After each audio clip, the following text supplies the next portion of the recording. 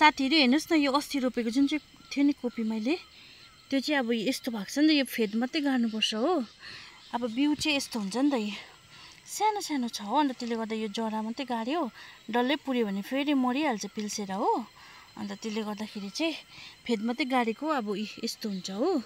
अन्त त्यसलाई चाहिँ अब अलिकति यतिको जागिसकेपछि अब यतिको राम्रो भयो हो। अन्त यसरी मल मतलब माटो यसरी अलिअलि दिन्छु हो।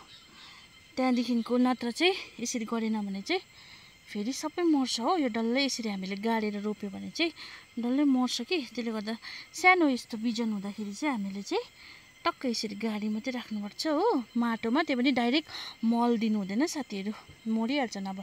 अन्त फेरि तपाईँहरूले त अब यसरी गर्नुहोस्, म चाहिँ यसरी गर्छु। अब यसलाई पुरा माटो मल थप्दै जानुपर्छ, गोड्दै पनि गर्नुपर्छ।